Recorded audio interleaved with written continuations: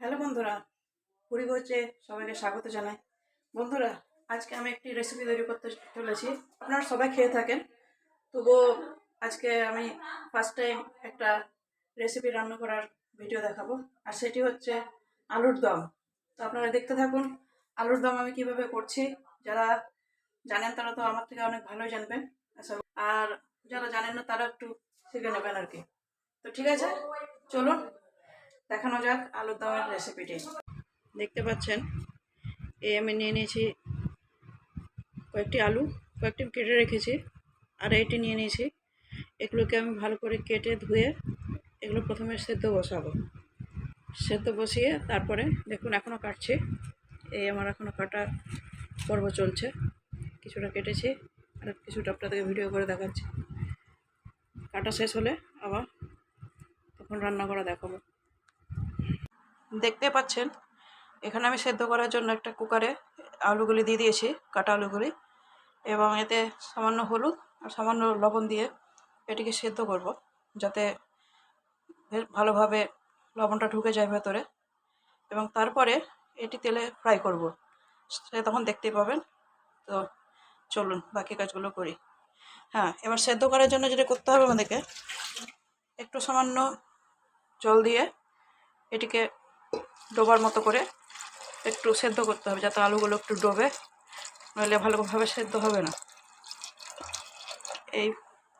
এর বেশি আর জল দেবো না, এতটাই জল দেওয়া থাক। দিয়ে এটাকে ভালো করে আমরা একটু মিশিয়ে নেব, যাতে ঠিকঠাক আলুটা ডোবে। এই আলু আমাদের ডুবে গেছে। এবার ঢাকনা লাগিয়ে এটাকে আমরা সেদ্ধ করতে দেব। আমার আলু সেদ্ধ হয়ে গেছে, প্রেসারের সিটি পড়ে গেছে। এবার খোলার অপেক্ষায়। তারপরে কিন্তু আমার মেন রান্নাটি শুরু করব। দেখুন এখানে আমি কিছু মশলা দেখাচ্ছি, যেটি প্রথমেই লাগবে। সেটি হচ্ছে পেঁয়াজ কুচি আর লঙ্কা কুচি আছে, পেঁয়াজের ভেতরে চলে গেছে এটা।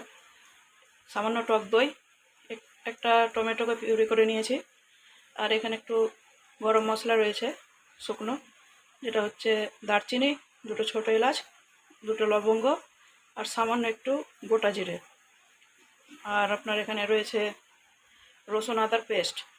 আলুটা আমার পুরো সিদ্ধ হয়ে গেছে। এবার এটাকে আমি তেলে ফ্রাই করব, তো সেটা দেখাবো ভিডিও করে। চলুন, এইভাবে আমি লাল লাল করে আলুগুলোকে ভেজে নেব। তো এখানে আর কিছু দিচ্ছি না, আমি দেখলাম লবণ সব ঠিকই আছে, আমি ঠিক মাপে দিয়েছি, তাই আর কোনো কিছু মেশাচ্ছি না এই মুহূর্তে। এখন শুধু এটাকে লাল লাল করে ফ্রাই করে ভেজে তুলব। শুকনো মশলাগুলি ড্রাই রোস্ট হয়ে গেছে, গোটা যেগুলো গরম মশলা সেগুলি ড্রাই রোস্ট হয়ে গেছে। এবার আপনারা দেখতেই পাচ্ছেন এগুলো প্রায় লাল লাল হয়ে গেছে, আর বেশি ভাজবো না। আর গরম মশলা খুব বেশি দেওয়ার প্রয়োজন নেই, বেশি গরম মশলা দিলে গরম মশলার গন্ধটা বেশি আসবে, কাজে আলুর গন্ধ কম আর গরম মশলার গন্ধটা বেশি হবে, বেশি দেওয়ার দরকার নেই। এবার আমি দিয়ে দিচ্ছি পেঁয়াজ কুচি, সমস্ত পেঁয়াজ কুচিটা কাঁচা লঙ্কা সমেত আমি দিয়ে দিচ্ছি। আমি আমরা যেরকম প্রসেসে রান্না করি আজকে সেটাই দেখাচ্ছি। এখন এটা সামান্য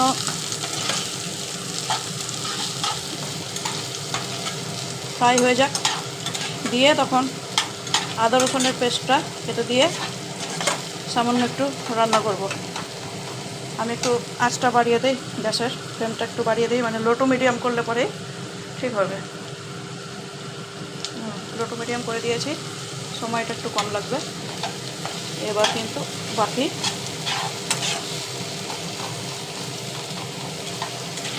এবার পেঁয়াজটা ভাজার অপেক্ষায় আছে, যতক্ষণ সময় লাগছে দেখুন। এটা কিন্তু পেঁয়াজটা ভালো একটা সেন্ট বেরিয়েছে, দারুণ সুন্দর একটা সেন্ট আসছে, ফ্লেভার আসছে একটা।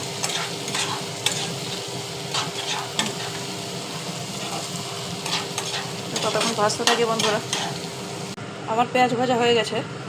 এবারে আমি এতে দিয়ে দিচ্ছি আদা রসুন বাটাটা। এবার এটাকে কিছুক্ষণ কষিয়ে নেব, যাতে আদা রসুনের কাঁচা গন্ধটা চলে যায়।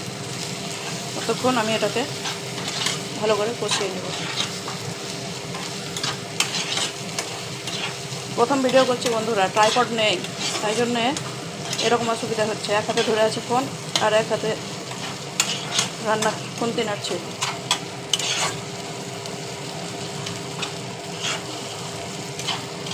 হয়ে গেলে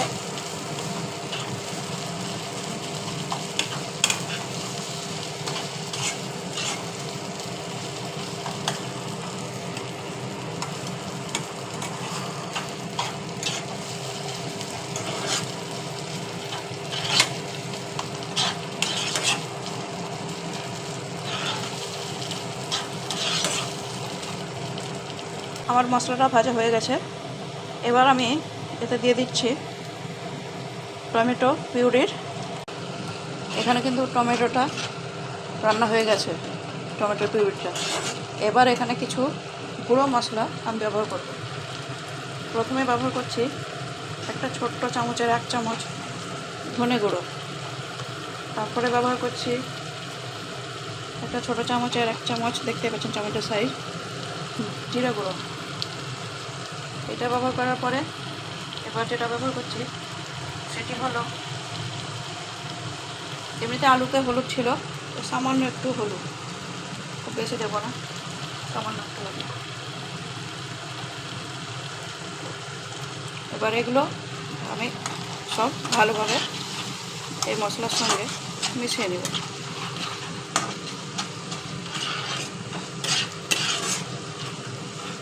ভালোভাবে দেখছেন, ভালো করে মিক্স করে নিই। বেশি নয়, 2-3 মিনিট মতো মিশিয়ে নিলেই হবে।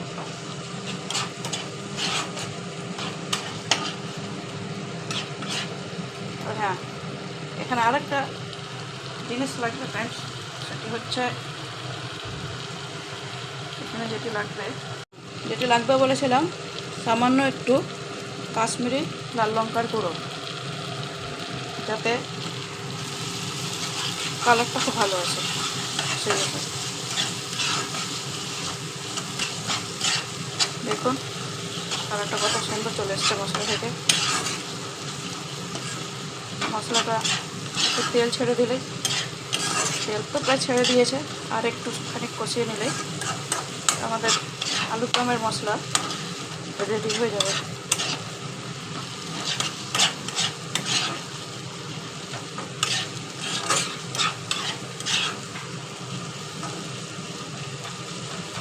এবার আরেকটা জিনিস লাগবে বন্ধুরা, এখানে সামান্য একটু পরিমাণ, খুব বেশি দেবো না, কারণ যেহেতু টমেটো পিউরি আছে এখানে, সেই জন্য সামান্য পরিমাণে একটা জিনিস লাগবে, সেটি হচ্ছে টক দই।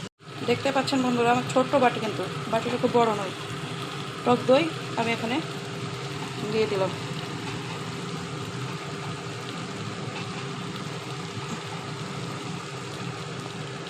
এবার আমি ভালো করে এটাকে মিক্সড করে নিচ্ছি। মনে রাখবেন, ফ্রিজে রাখা টক দই যখনই ব্যবহার করবেন, ফ্রিজ থেকে রান্নার কম করে 1 ঘন্টা আগে বের করে একটা বাটিতে রেখে দেবেন।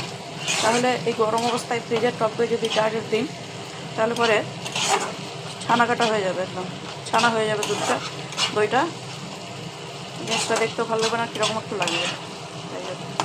দেখুন মশলা প্রায় আমার ভাজা হয়ে গেছে, দেখতেই পাচ্ছেন মশলার কালারটা কত সুন্দর এসছে।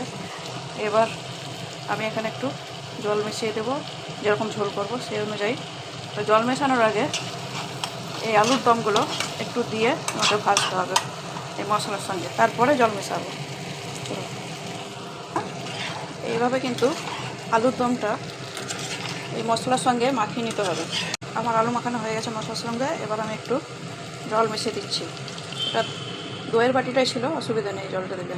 আমি জলটা মিক্সড করছি, বাস।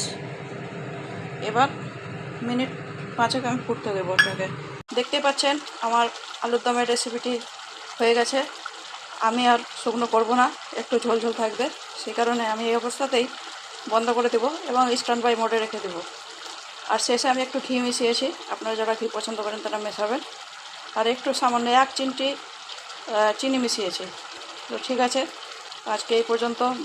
আবার অন্যদিন কোনো রেসিপি নিয়ে হাজির হব, বা কোথাও যদি ঘুরতে যাই বা সেখানে যদি খাওয়া দাওয়া হয়, সেই ভিডিও নিশ্চয়ই আপনাদের সঙ্গে শেয়ার করব। যেহেতু আমার একটা ফুড চ্যানেল, তো আমি রান্না বান্না বা ঘোরাঘুরিতে যদি কোনো খাবার খাই, স্ট্রিট ফুড হোক, রেস্টুরেন্টের হোক, সবটাই আমি এই ভিডিওতে দেখাবো।